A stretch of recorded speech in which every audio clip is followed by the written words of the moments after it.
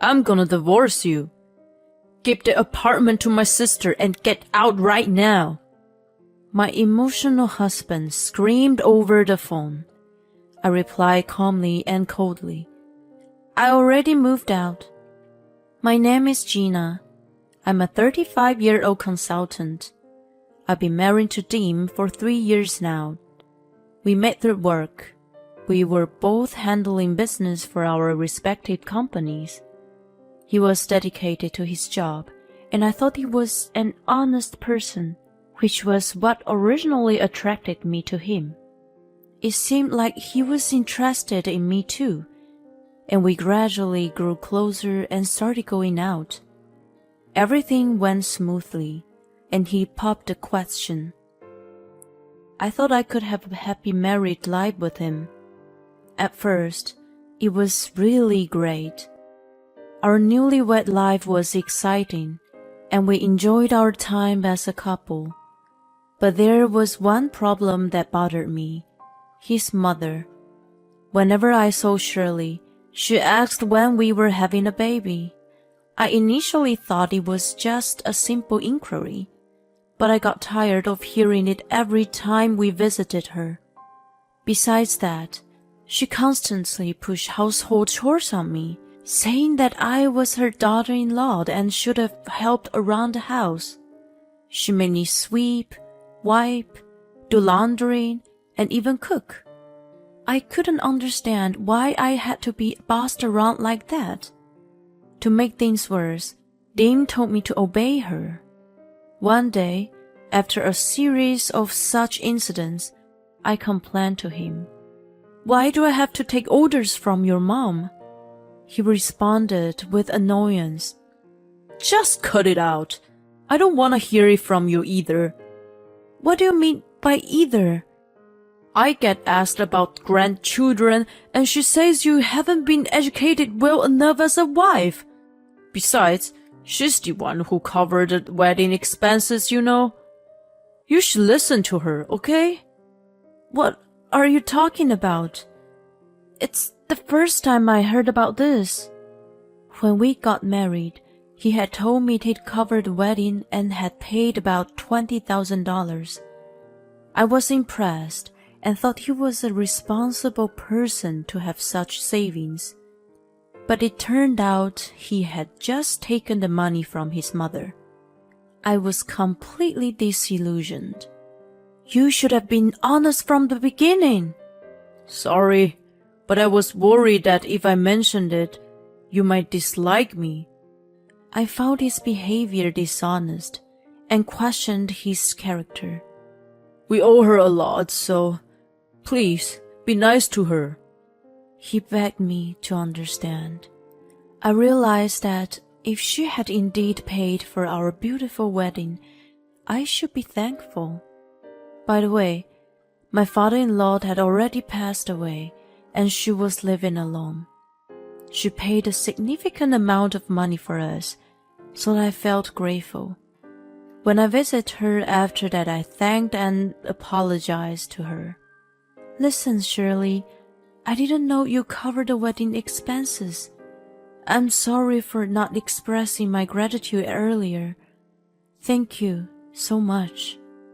She wore a smug expression on her face and responded, I couldn't help but think how incredibly rude you are. I'm sorry. If you're really feeling remorseful, then get to work on the chores. Sure. I signed, resigned to the fact. Her house was much bigger than ours, so the chores were incredibly taxing. To make matters worse, Dean wanted to visit her about 3 times a month. It's not nice to leave my mom all alone, you know? We should go and check on her. I started to feel like there was no need for me to accompany him every time. When I brought this up to him, he was adamant that we go together. It showed that we're a close couple. She can interact with me while you help her with the chores. We can divide our task efficiently, so it's better for both of us to go together. Seriously, It made no sense to me. I thought he should take up on the chores then. However, he seemed convinced that he was right and didn't consider my perspective. As a result, I found myself in an unpleasant situation a few times every month. Oh boy, Gina, you're really not good at cooking. I wonder how you managed to make everything taste so terrible. Well, everything tastes bad compared to your cooking. Oh, Dean, you always say such nice things. I'll cook next time then. I was relieved that she'd take over the cooking, thinking it lessened my burden on our next visit. However, her cooking was incredibly salty and unpalatable. It was evident that she used seasoning heavily, and even a small bite was enough to make me lose my appetite. Nevertheless, Dim happily exclaimed, "See, your cooking is the best." Oh, Dean, you really get it. Gina's food doesn't have any flavor at all. I thought, no way. It's just that your cooking tastes like nothing but salt and herbs. They completely overpowered the natural flavors of the ingredients. She looked at me with a satisfied expression and asked, "So, how is it? Delicious, right?" Yes. I forced myself to finish the plate, but I felt incredibly nauseous afterward. I told myself to cook from next time, but then I thought I'd rather not have a next time. It didn't make sense for me to accompany Dean. So, I came up with a plan the next time he wanted to visit her. Oh no, I seem to be running a fever. Really? Yeah, it's 100.6 degrees Fahrenheit. But Shirley wants us to come together, right? Don't blame me if I pass it to her. Upon hearing this, Dean became flustered. No, you don't have to come. I'll go alone. You stay home today and get a rest. I internally celebrated the success of my plan with a triumphant cheer. It had been a while since I had quality time to myself, and I could finally relax and recharge. Dean decided to spend the night at Shirley's place, giving me even more free time. That made me realize how much I needed to have some time to myself. So, I started using the same strategy every 2 or 3 times. But if you overused the sick day, it was bound to raise suspicions. Do you really have a fever? Well, the thermometer says so. Then measure it again right now. I hesitated, thinking my scheme would be finally discovered. While measuring my temperature, I slightly rubbed the thermometer to make it read high, but if I had to take it in front of him, I couldn't do that. See, it's 96 degrees Fahrenheit. It's not a fever, but it's even on the lower side.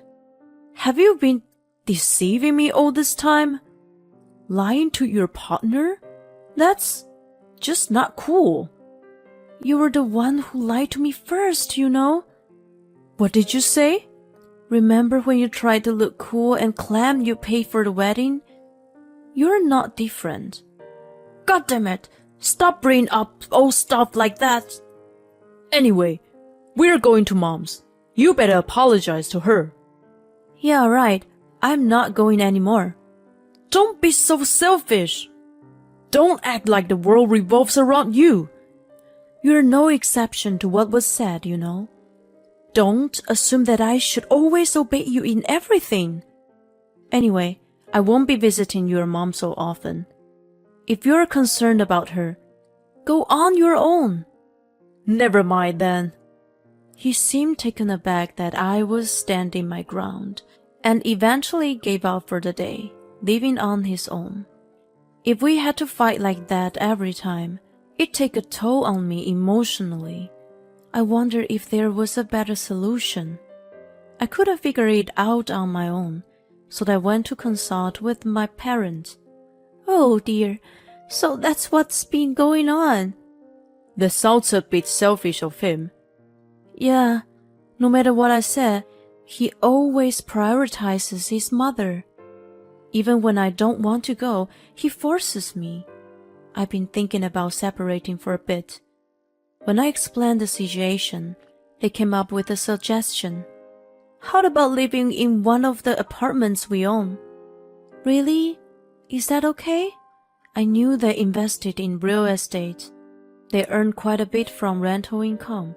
Plus, my dad had a well-paying job at a large corporation, so they had substantial funds for investment and owned several properties.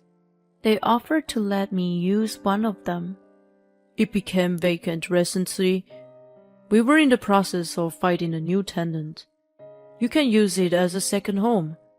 Whoa, thanks. I immediately moved the essentials to the new apartment. I bought some appliances like a fridge and a microwave and some low-cost furniture. I had been so frustrated with Dean that I decided to live separately for the time being. While he was at Shirley's place, I left a note saying, I won't be back for a while, and left the house. As expected, he bombarded me with calls, but I ignored them. After about a week, I was shocked to see him waiting in front of the apartment building. Why are you here? You're having an affair, aren't you? What are you talking about? There's no way. Then whose apartment is this? I've been following you and seeing you return here every day after work. You're an only child, and your parents live in the house, right? So the only explanation is that you've been going to some other man's place. I was completely disgusted by his behavior. That's so creepy that you've been following me around. It's your fault for suddenly leaving me. I'm renting this place by myself. It's just me here. Don't try to feed me such an obvious lie. Then why don't you come inside and see yourself? I reluctantly let him into my apartment. There was no evidence of another man living there. He searched the entire place, but found nothing. It seemed he finally believed me. Why did you rent this place in the first place? Why don't you ask yourself that question? You should realize how carelessly you've treated me all this time. What? I've been considerate of our life together. What about your mother? You tried to force me to visit her even when I didn't want to. Did you ever consider how stressed I was? She has always been kind to you and tried to teach you how to handle household chores. Kind? It's ridiculous to interpret her behavior as kindness. She's been bullying me. She wouldn't do that. If things haven't changed, then get out. There's nothing more to say to you. I firmly told him to leave. He was shouting, but when the next-door neighbor complained about the noise, he hastily left. I was freaking out that he had discovered me, but I couldn't back down. I decided that I wouldn't return until he showed genuine remorse and committed to changing his ways. If things remain the same, we should just get a divorce. Just as I was thinking that, he did something totally unexpected. One weekend, he suddenly showed up at my place again. What's more, he brought his sister with him. What are you doing here, Kathy? Whoa, this is quite a nice place. She casually walked in and inspected the place. I told you it would be perfect for you. Dean followed her inside. What's going on? Why did you bring her here? I didn't have a good relationship with her either. We only saw each other during holidays, but she had always been critical for me, often joined Shirley to making my life difficult. So I didn't have a favorable impression of her. Okay, I'll take it. What the heck does that mean? I mean, I'll live here. I'm moving next month, so please take care of things. Oh, and the rent as well. I was utterly baffled. You moved out of here and live with Mom and me. Are you kidding me? I've decided to move in with Mom. So stop being stubborn. Come home and start packing. I'd had enough. There was no point in being a part of the family with them. I had made up my mind to get a divorce, so I remained silent. They must have assumed I had agreed. They had left with smug expressions. After they were gone, I took immediate action. I explained the situation to my parents and decided to move out. To avoid being followed again, I also asked my office to follow me to work remotely. My parents swiftly handled the situation and found new tenants for the apartment. The location was excellent, and it was a spacious and clean apartment, so they quickly found someone to move in. I then found a new place to live in a different area from where Dean resided. Since I no longer had to go to the office, I didn't need to be in the area where I most likely bumped into him. I completed all the necessary procedures in no time and was able to leave alone safely. Soon enough, Dean called me incessantly. Hey, where are you now? I told you to come back, right? We're supposed to move in with Mom, so hurry up! We still have so much to pack. He angrily shouted. Too bad. I won't be living with you guys. Why should I have to live with someone who bullies me? Then I told him this. He lost his temper. Stop messing around. How selfish can you be? I'll divorce you, you know. Give the apartment to Kathy and get out of there right now. He was worked up and screamed over the phone. I responded calmly and coldly. I've already moved out. I've been living somewhere else. He must have been surprised and calmed down a bit. You should have told me that sooner. I'll let her know. If you're already moved out, then stop being stubborn and just come back. You actually miss me, don't you? I was amazed by his optimism. I don't know what you're trying to say, but I'm quite busy right now, so I have to go. Then I ended the call. I intentionally avoided any further contact for a while. After some time, I got a frantic call from him again. Hey, what the heck is going on? Why is there already someone else living in that apartment? Kathleen and I were almost mistaken for trespassers, and the police almost got involved. I couldn't help but burst into laughter. I wished I could have witnessed the scene. Who told you to let her live there? What? That apartment is owned by my parents. So, as soon as I moved out, they found a new tenant and signed a contract. No way. So, where's she supposed to live now? Well, she could move in with you guys, right? Don't be ridiculous. I won't let you get away with this once you return. Whatever you say. We're getting a divorce for sure. Huh? I've already made up my mind to serve times with you guys. I won't be living with your mom in a million years. What? Divorce? Are you serious? I'm always serious. It's you guys who are out of your minds. Well then, let's discuss things through lawyers. Then I hung up the phone. Later, I demanded a divorce through a lawyer. I also sought compensation for the emotional distress I had suffered due to the harassment from the three of them. They were completely flabbergasted by the fact that I went after them. At present, they are living together at their family home. Shirley squandered her late husband's inheritance, and Kathy doesn't work or do any housework. All the financial burdens have fallen squarely on Dean, who doesn't have a particularly high income. As a result, they're living a financially strained life. They brought this upon themselves, and it serves them right. On the other hand, I'm comfortably continuing my life, working and enjoying living alone. I plan to increase my savings for a while, discover some hobbies, and continue to build a fulfilling life.